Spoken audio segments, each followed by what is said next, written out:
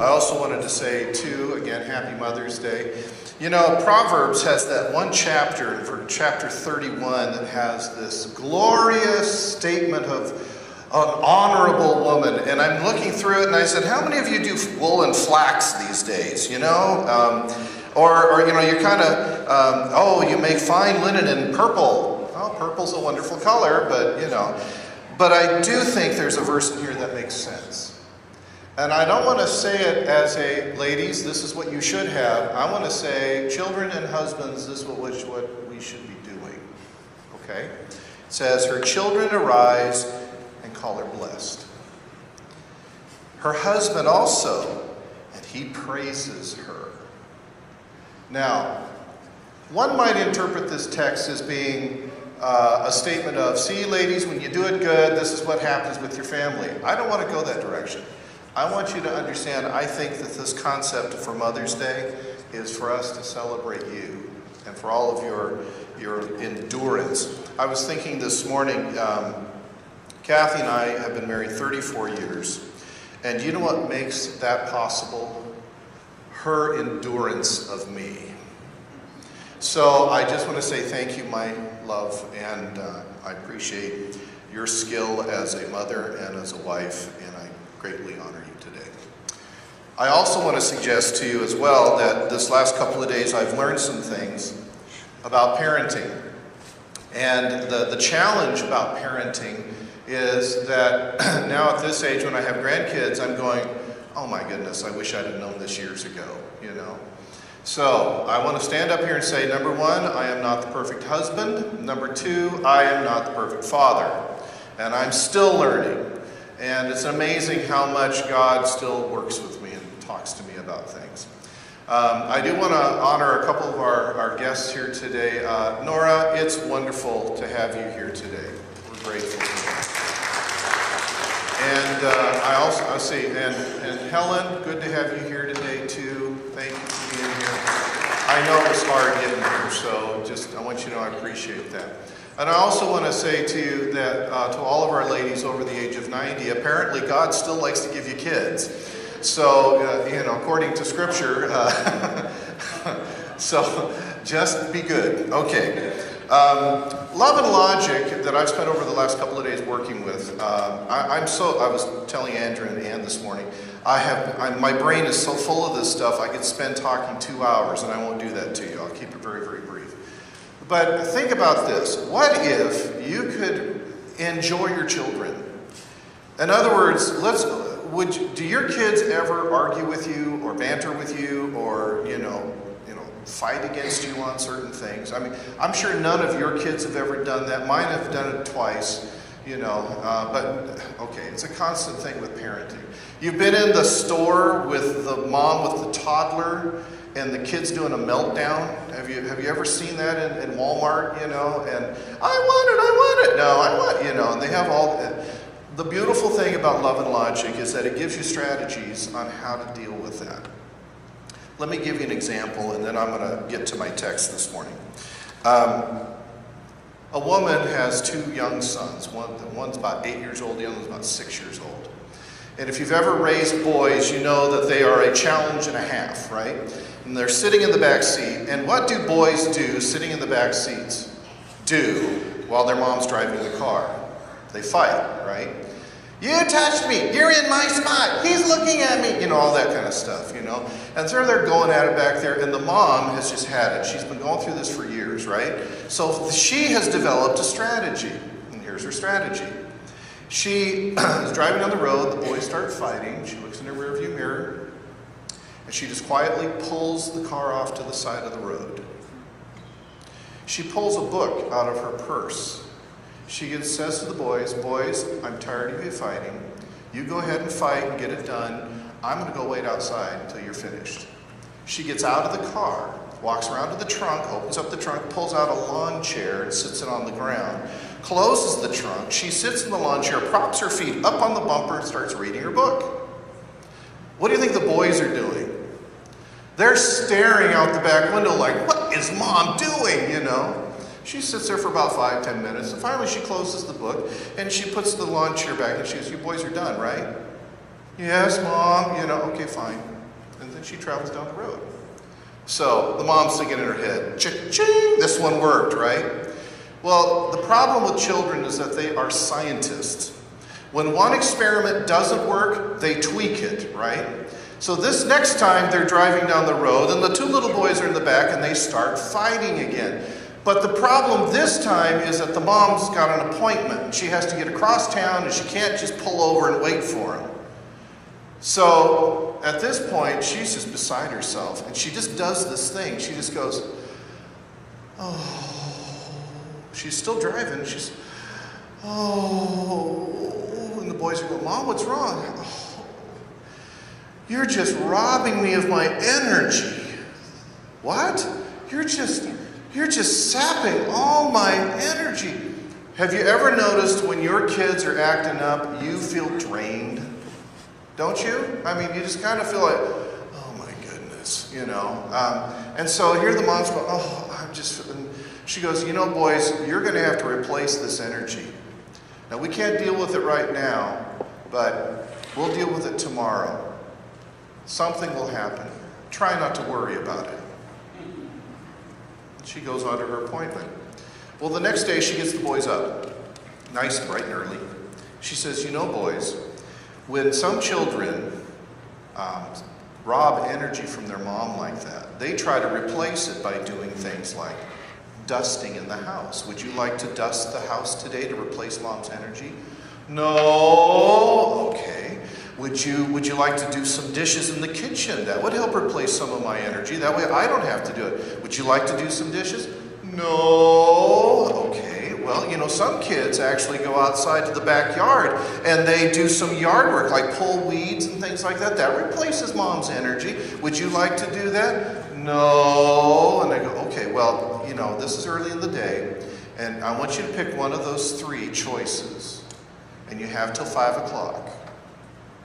So here's the trick. You give them choices, you give them a deadline, and then you be thinking of a consequence if they don't meet that deadline. Now, do you think they met the deadline? No. So what did they do? The mom says, well, boys, I'm still feeling pretty weak from all that loss of energy, so we'll have to deal with this tomorrow.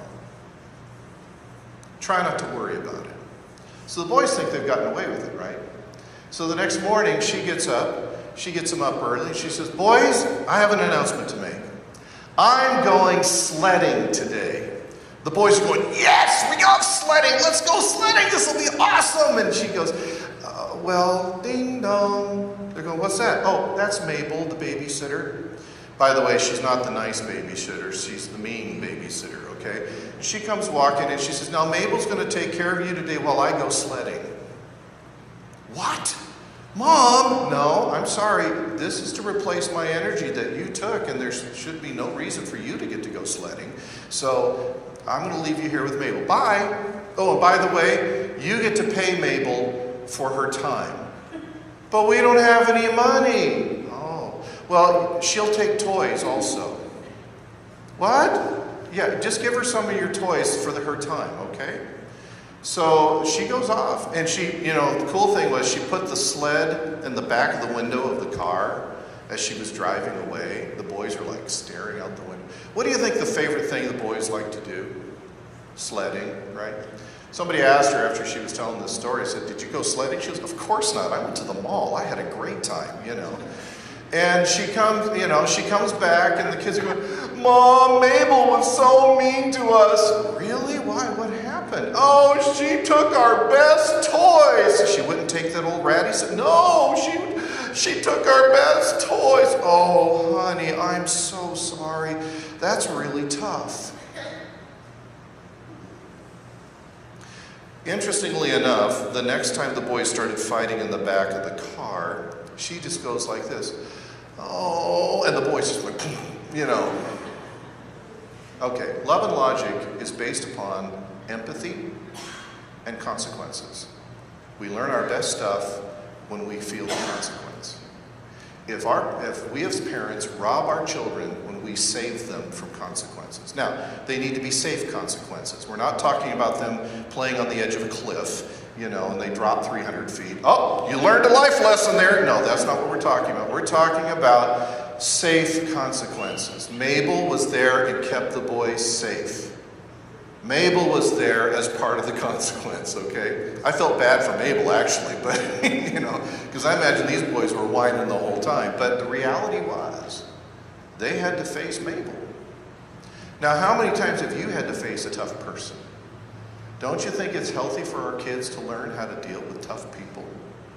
And the important thing is that out of this, they didn't hate the mom, The mom was caring and empathetic. She's, I feel so energized. Thank you, boys. I really appreciate that. So, Love and Logic takes some ideas like that. All right. Let me go to my text. All right. Anyway, the Love and Logic classes I'm going to be offering they're like 5-week courses, and I'm going to be offering them 3, maybe 4 times a year here at the church. Offering it to mother and child, offering it to our neighborhood, offering it to all of our churches, offering it to anybody who wants it. Okay. Secondly, I'm also going to offer to our Church of God churches willingness to come in and do the process for them. Because the association paid my ticket to go to this conference. And so for at least a year, I figure I owe them, a bunch of conferences, right? To help other churches offer this to their church and their community. The other thing I've been thinking of, that if there's ways that I can do this, I might try to find other organizations in the area that might be willing or see the value of someone coming in and helping their parents, their people who are parents, learn how to love and care for their children. So that's kind of my thought, and my big thought is that if I can build relationship with other people in the community, perhaps they might want to come hang out with us in the church. We have a wonderful children's program. I feel very proud and very easily able to say, you should come and meet Pastor Julie. This is a great thing. We've got stuff for all ages, so please come and feel part of it. So, now, I want you all get your Bibles out. Somebody tell me what time it is. Okay, we'll do this quickly. Chapter 5 of Ephesians has one of those passages that has caused so much controversy in our society. Do you know which one I'm talking about? Ephesians 5? Specifically, I'm talking about verse 22, but I don't want to start there. I want you to look at verse 21. Ephesians chapter 5, verse 21. Everybody find it? If you're looking in the Pew Bible, it's on page 1159. Okay? Now, verse 21 says, submit to one another out of reverence for Christ. Submit to one another out of reverence for Christ. Isn't that beautiful? We are all in mutual submission to one another. I submit to you, you submit to me. We work together. We are in submission to one another out of reverence for Christ. Now, a lot of men like to pull this next verse out. Right? Verse 22. But I want you all together, tell me the very first word of verse 22. What is it? Wives. Verse 25, what's the first word in that sentence? Husbands. Here's my point. Wives, you worry about verse 22. Husbands, you worry about verse 25. I got your back, ladies. It's okay. And I want to take verse 25 on down. Husbands, love your wives just as Christ loved the church and gave himself up for her to make her holy, cleansing her by the washing with water through the word, and to present her to himself as a radiant church without stain or wrinkle or any other blemish, but holy and blameless. In this same way, this is the verse I want you to really look at, guys. Husbands ought to love their wives as their own bodies. He who loves his wife loves himself. After all, no one ever hated his own body, but he feeds and cares for it, just as Christ does the church. For we are members of his body. For this reason, a man will leave his father and mother and be united to his wife, and the two will become one flesh.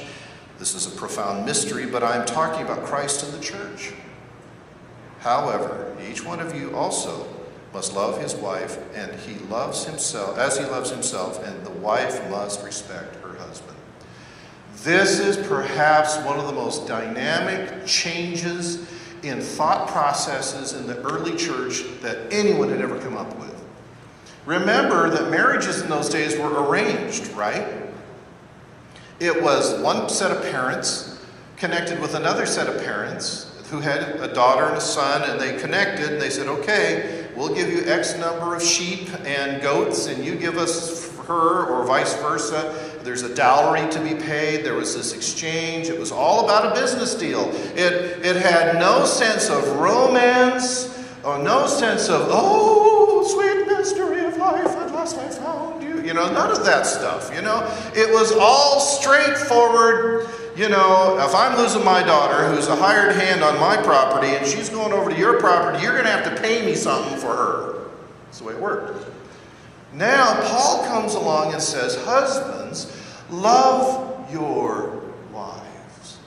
I like the plural there. I thought that was interesting. Love your wives.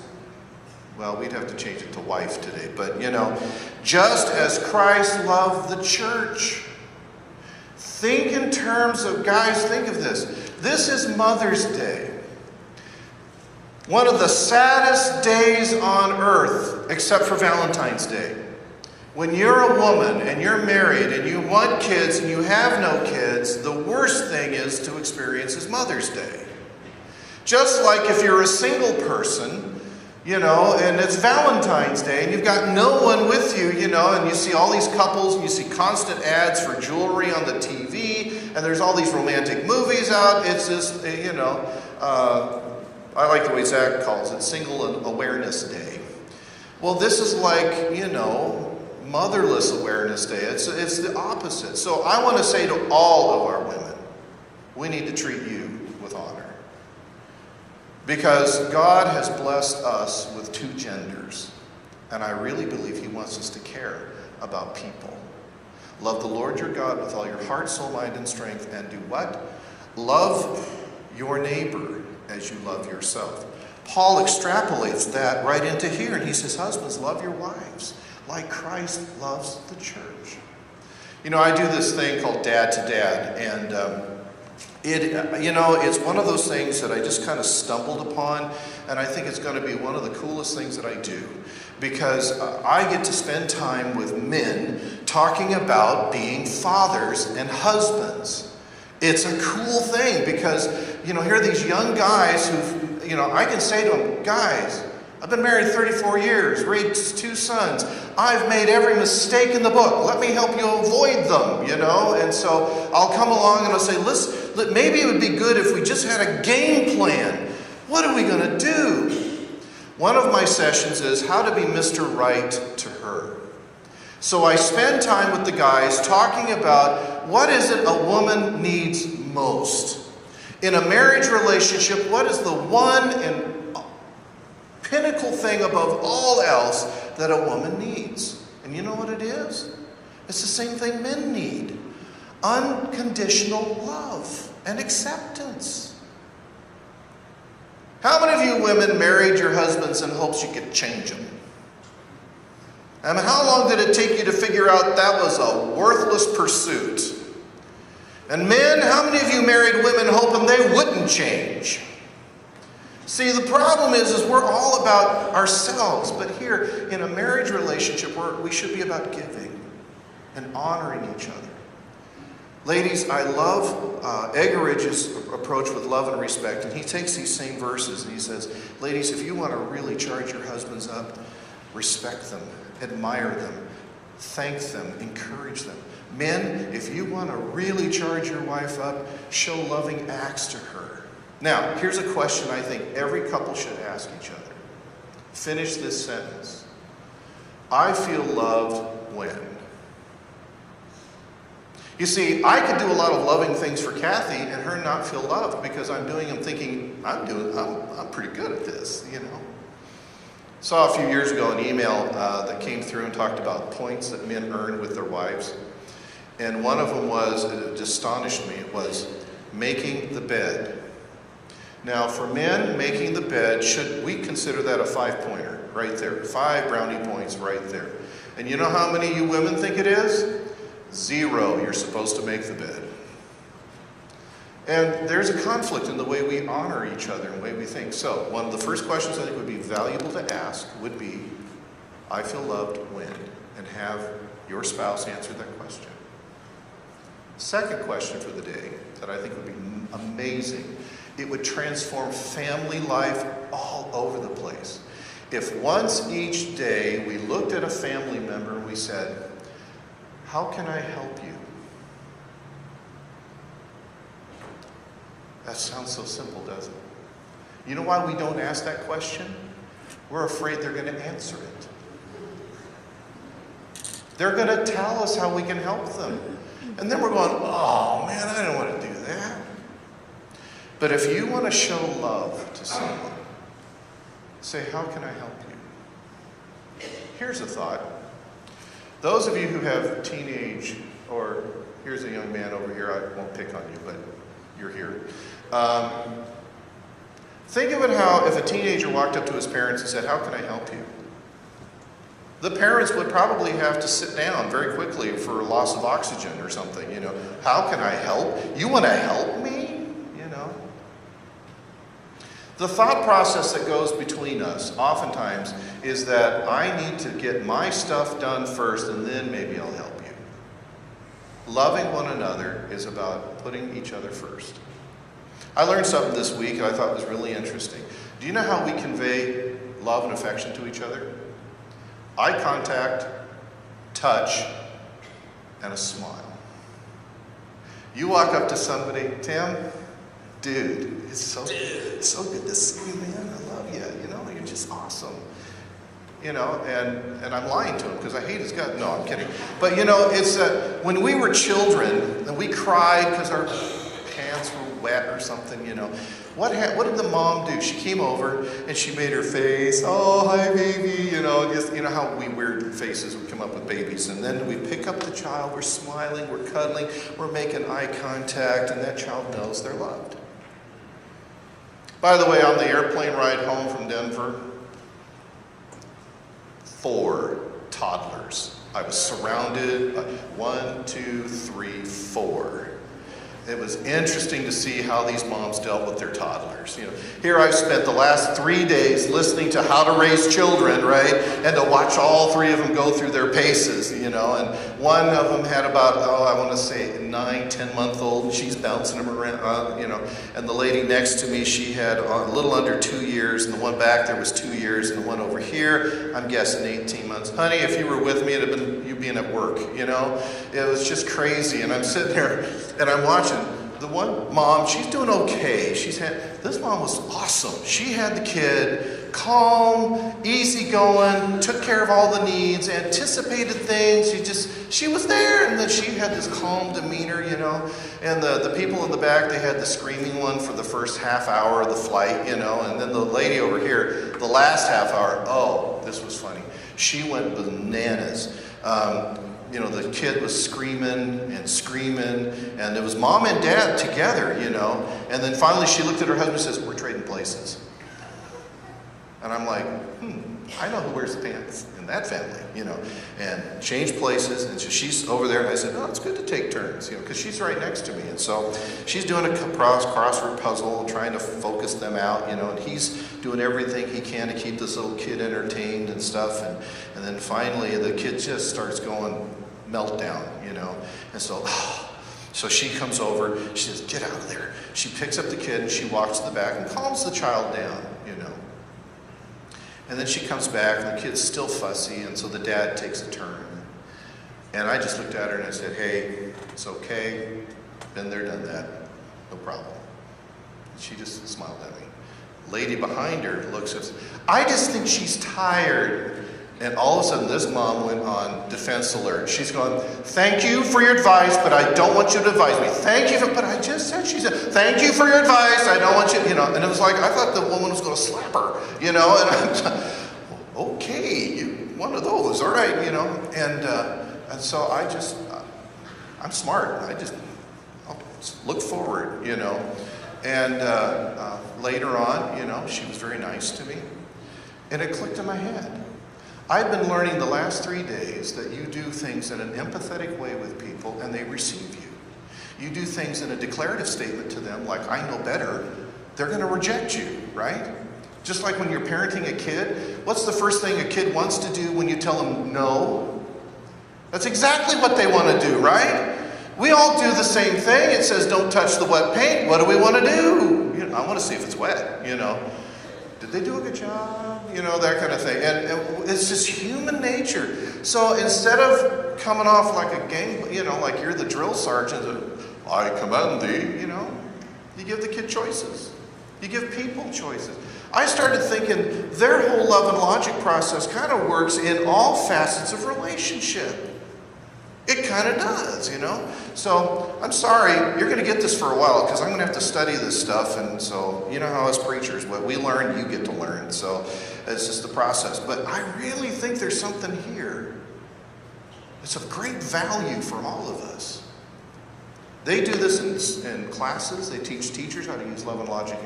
By the way, I picked up a book called Grandparenting Love and Logic Style. Now, why on earth would I pick that up? Because half of you are grandparents, right? So I'm thinking, and by the way, if you looked at the sermon series flyer that's in your folder, week number 3, I'm talking to you grandparents, okay? So I've got some ammo now, so get ready. But I'm just telling you, I think one of the beautiful things that we can do is show empathy to each other. Not sympathize. Sympathize means I'm going to feel what you feel.